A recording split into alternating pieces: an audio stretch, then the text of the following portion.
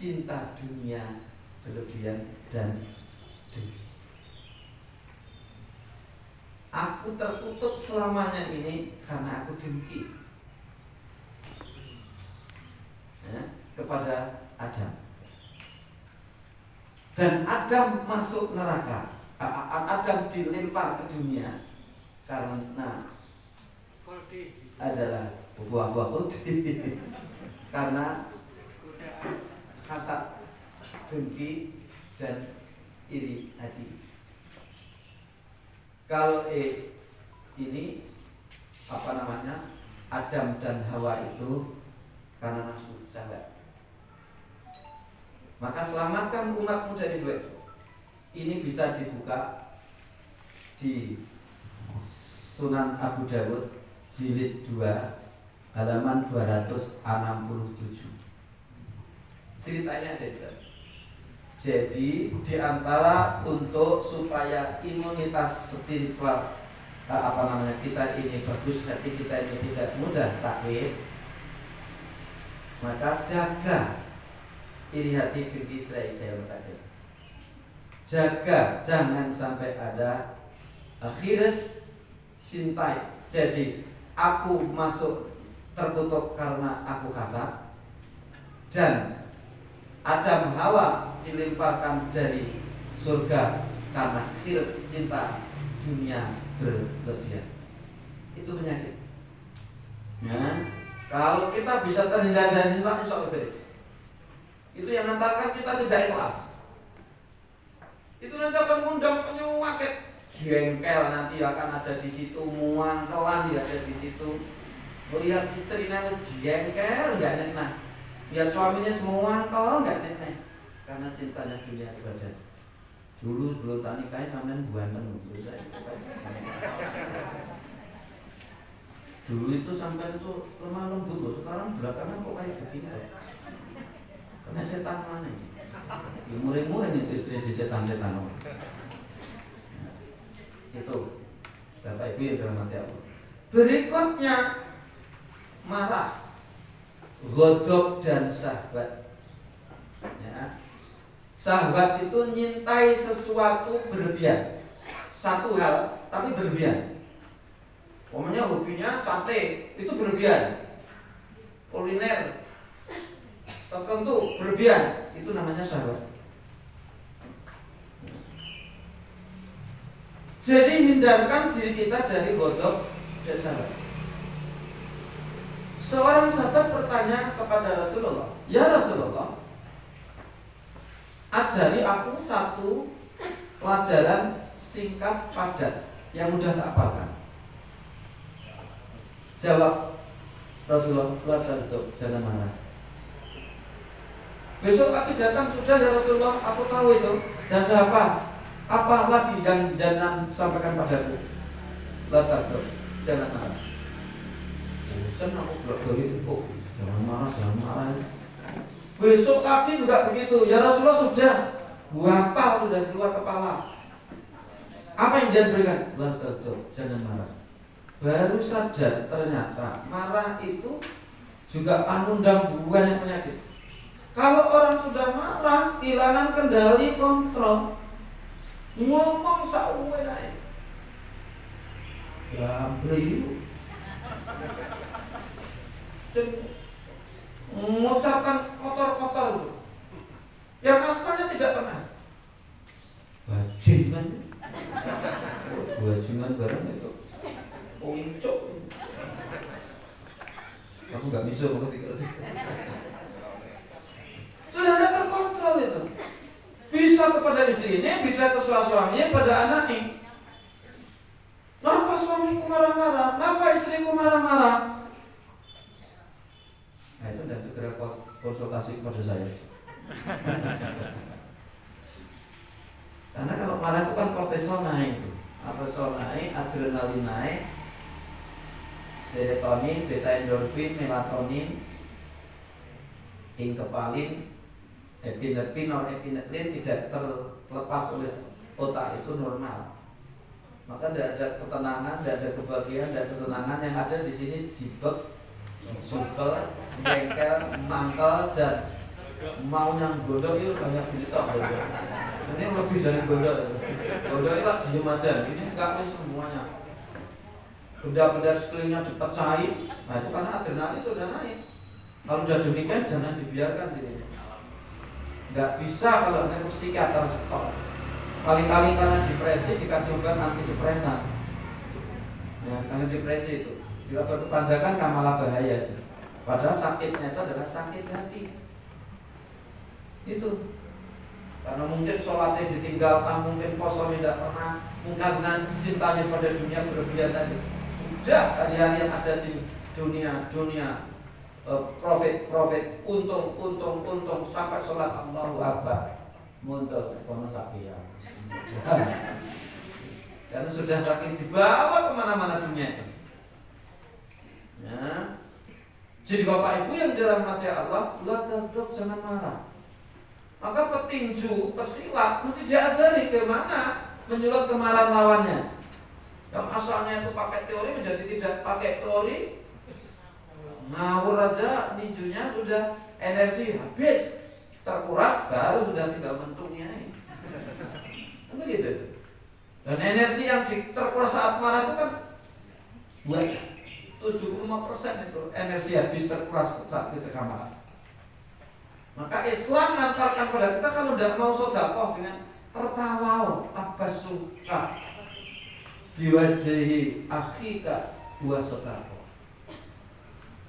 Kalau jenengan senyum dengan istri, dengan suami, otot saraf wajah ini hanya melibatkan terpakai 17, tapi pengaruhnya dasar. Air mukanya manis, damai, menyejukkan, menghilangkan ketegangan, senyum itu. Maka sekarang kan banyak dikembangkan terapi senyum. Ini hasil penelitian. Walaupun senyumnya ini sebenarnya senyum paksa, tetap itu berdampak. Loh, ini benar. Gak ada orang gak apa-apa kalau tidak jadi sambil bantal. Benar ini. Langsung ngomong kan biasa terapi seperti itu. Hanya melibatkan 17 saraf wajah hasil penelitian, tapi sudah menyehatkan semuanya. Jangan berubah hormon lagi. Kalau dianggap nanti takut dianggap gila ya, nanti tutupi tadi. Kalau bersenut saraf yang melibatkan saraf 30 saraf bersenut kan di sini ya. Hitungan itu 30 saraf yang dilibatkan. Pengaruhnya dahsyat terhadap sekujur tubuh kita, sistem hormonal kita, sistem respirasi pernapasan kita, jantung, kardiovaskular, peredaran darah kita gitu. Kalau ngurutkan kening 40 saraf, ngurutkan kening 40 saraf wajah. Kalau marah berapa? 70 saraf. Maka wajar kalau orang itu sering-sering marah, usianya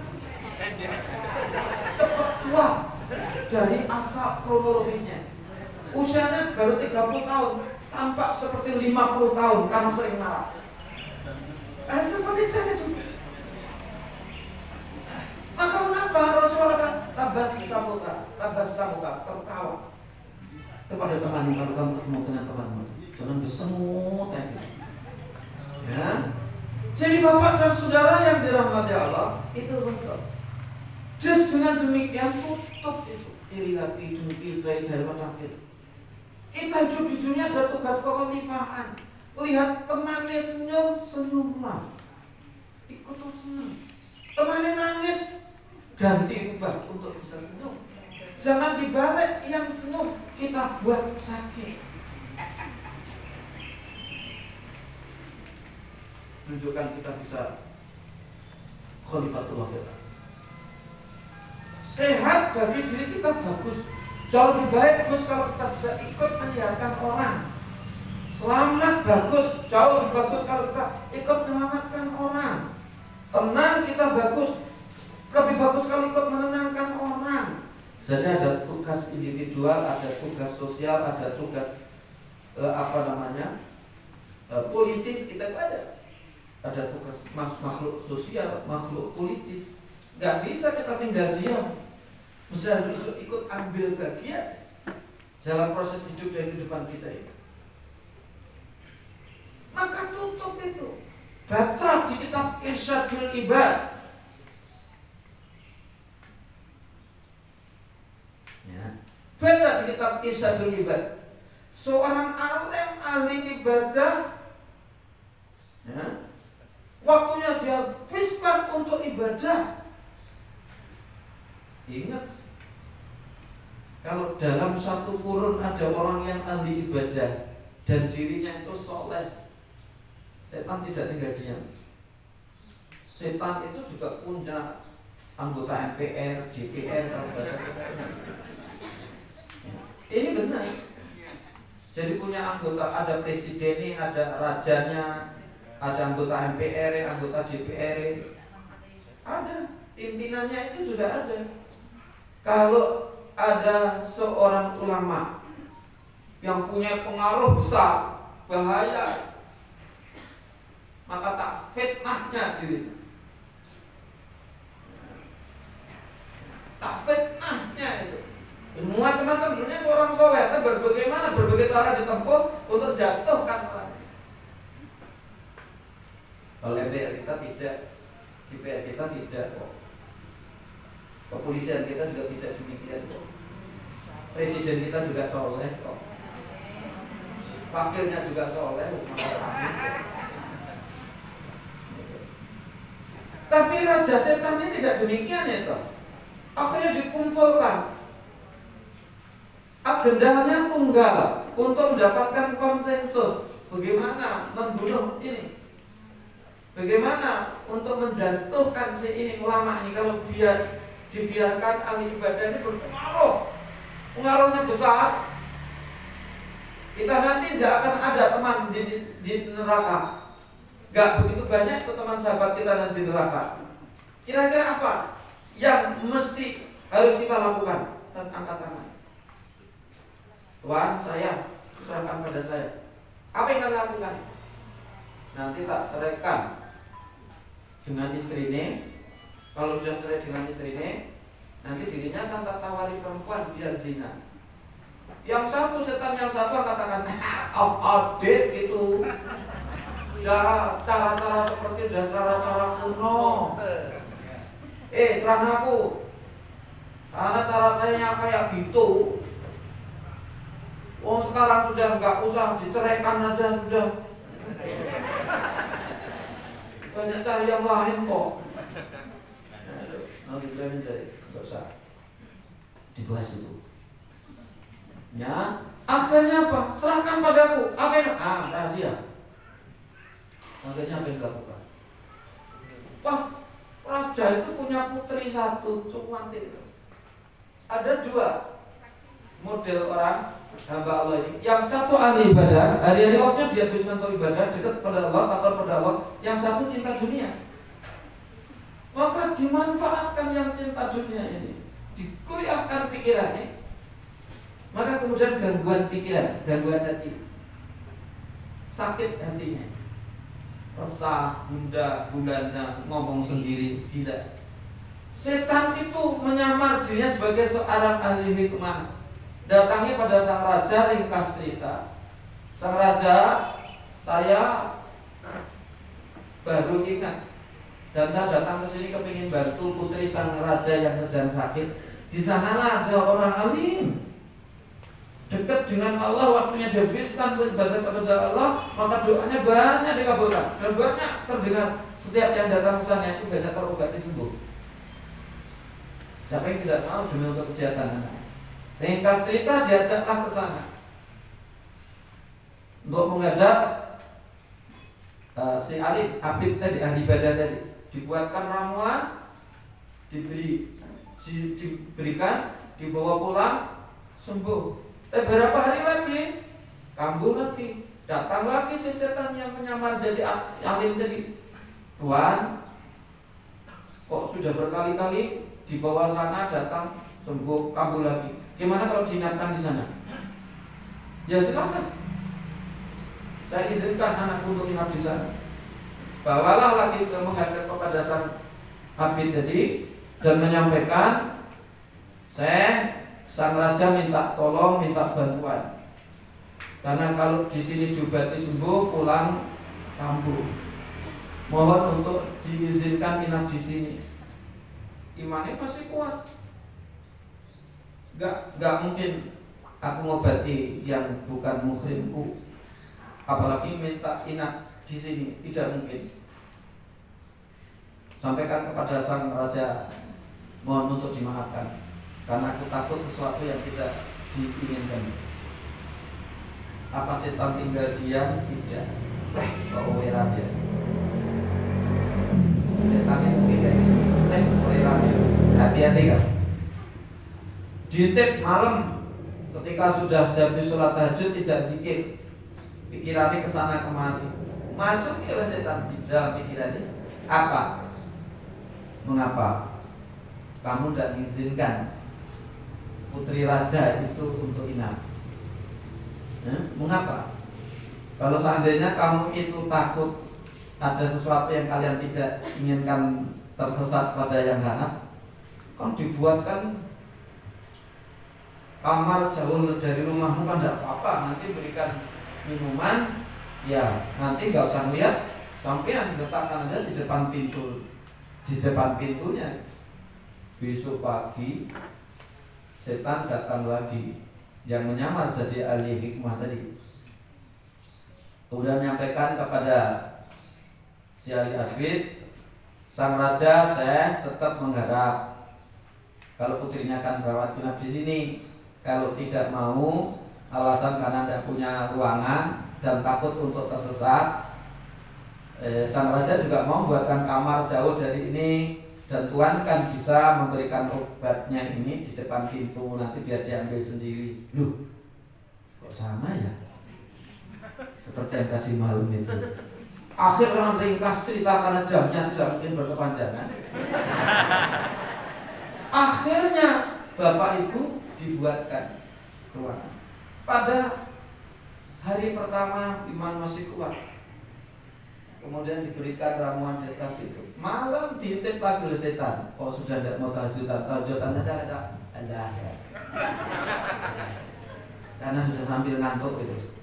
Dimasuki lagi. Loh, kamu itu lo ngapain? Masukkan itu kok. Memperlakukan putri raja kayak seperti mertuakan dewan. Ngapain? Kan nggak apa-apa, ketuk pintu, kami salam, nggak usah melihat lah. Ini nanti salam, nggak apa-apa. Pakai salam ini pun kan juga dapat pahala besar. Bapak dan saudara mati Allah, pagi hari benar juga. Malam, pagi, kemudian tidak lagi meletakkan obatnya, ramuannya itu di pintu, tapi ngetuk pintu. Assalamualaikum, assalamualaikum. Nggak melihat karena iman masih kuat. Besok lagi, malam setan datang lagi. Mengapa hanya ketuk pintu dan salam? Jujur berjuang kan tidak apa-apa, itu untuk kepentingan agama. Komunnya putri raja tidak ngerti agama, ngomong berjuang, nggak apa-apa. Itu kan darurat, darurat itu bikul madurat. Sowetan itu pinter, jangan dikira tuh, hati-hati itu.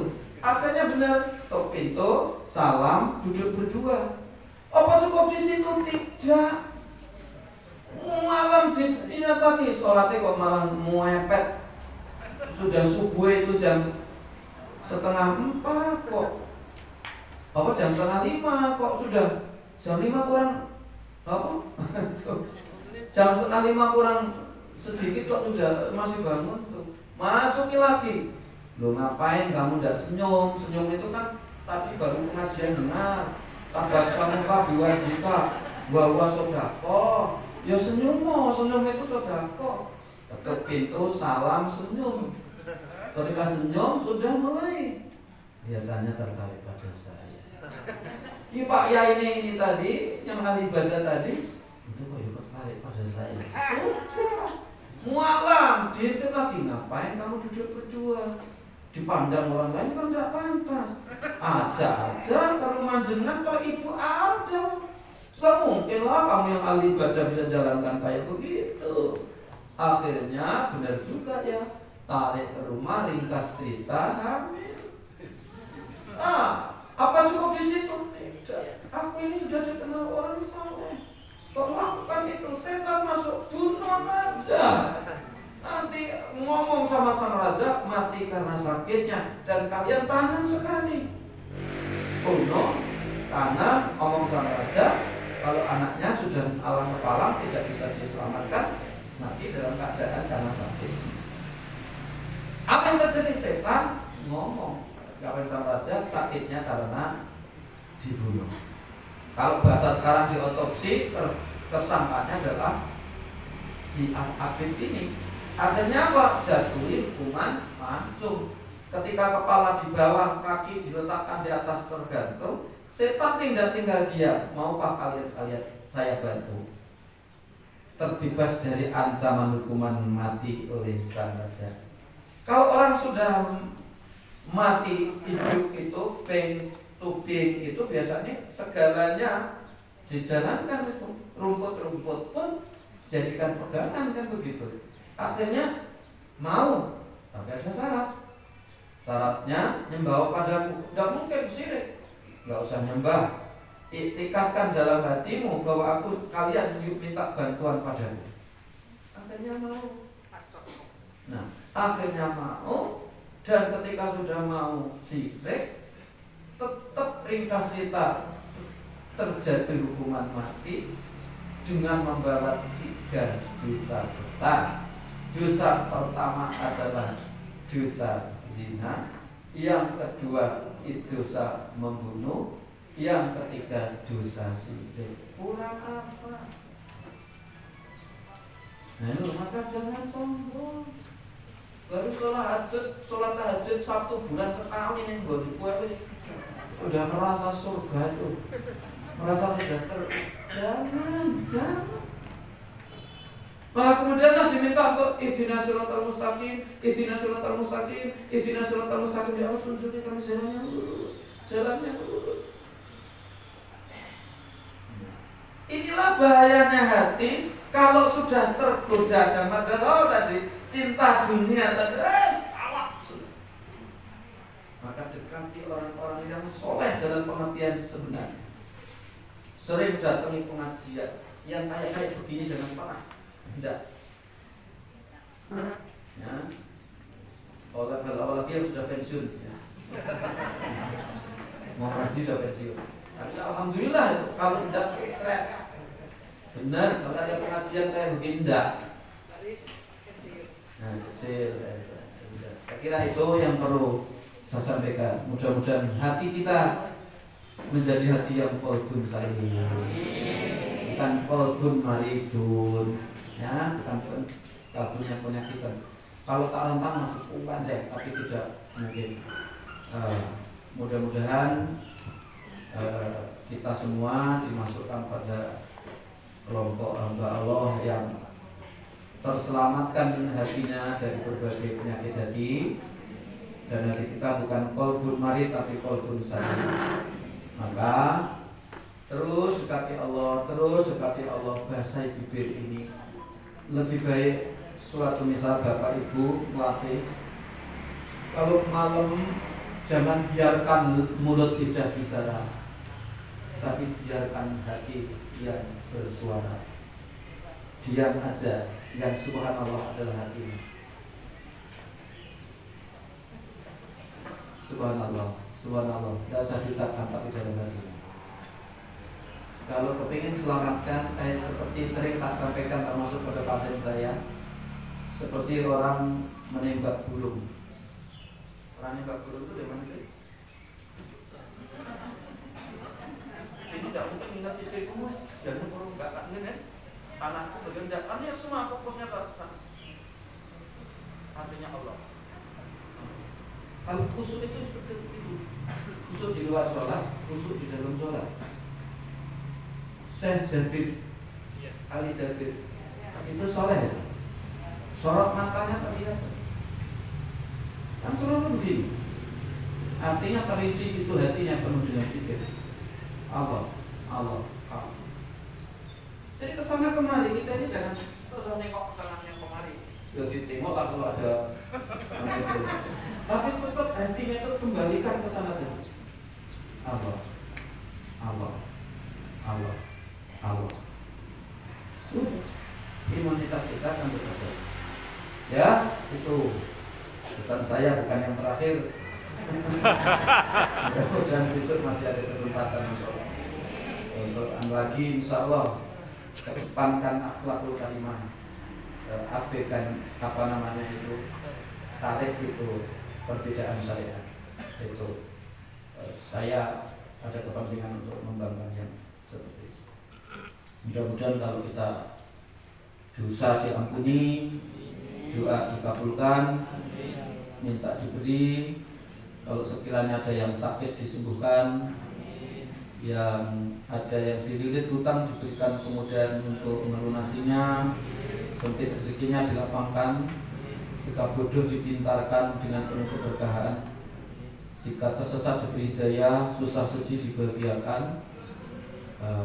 Jika sekiranya ada yang rumah tangganya lagi sedang kacau balau, mudah-mudahan ditenangkan, dibahagiakan, diselamatkan, dan langit dan bumi jadikan sumber rezekinya, malaikat diperintahkan untuk menjaganya, dan mudah-mudahan hidup kita selalu berada dalam ridhonya. Mabruk biridhoillah. Kita tutup dengan kafaratul majlis. A'udzubillahi minasyaitonir rajim. Bismillahirrahmanirrahim. Wal 'asri innal insana lafi khusr illa alladziina aamanu wa 'amilus sholihati wa tawassaw bil haqqi wa tawassaw bis sabr. Subhanakallahumma wa bihamdika asyhadu an la ilaha illa anta astaghfiruka wa atubu ilaik. Kurang lebihnya saya mohon untuk dimaafkan. Wallahu muwaffiq ila aqwamit thoriq. Wassalamualaikum warahmatullahi wabarakatuh.